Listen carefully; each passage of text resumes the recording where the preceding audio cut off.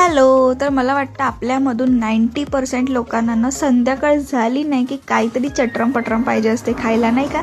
त्याच्यातूनच मी एक आहे. आणि यार हा आवाज आमच्याकडे दिवसभर हा आवाज सुरू असतो, मागून, पुढून आणि साईडनी सुद्धा. तिन्ही साईडनी आमच्या इथे घरं बनत आहे, तर इतका आवाज येतो ना आमच्या गॅंगची, तर झोपच काही होत नाही. पण असो, आता काय करणार. तर बढिया मी असं कांदा आणि सांबार बढिया असं चिरून घेतलेला. आणि माझ्या सासूबाईंना सवय आहे की ते पोह्यांना हळद लावून छान भाजून ठेवतात आणि त्याच्यात मुरमुरे आणि काही तो चिवडा वगैरे टाकतात. तर मग मी तो चिवडा घेतला आणि माझ्याकडे इमलीची चटणी अवेलेबल होती, कारण मी आताच काही दिवसाआधी ना चाट बनवली होती. तर माझ्याकडे एवढी सारी इमलीची चटणी आणि हिरवी चटणी बाकी होती, आणि स्टोअर करता येते चांगली, आपल्याला 1-2 महिने राहते.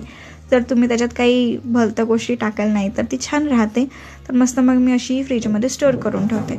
आणि ही हिरवी चटणी थोडी काही गाढीच झाली आहे, बट इट्स ओके, छान लागली, टेस्टी होती. आणि मस्त मग मी या चिवड्याला मिक्स केलं. मस्त असं सगळं टाकून टाका त्याच्यात, आणि मीठसुद्धा टाका चवीनुसार, आणि मिक्स करा.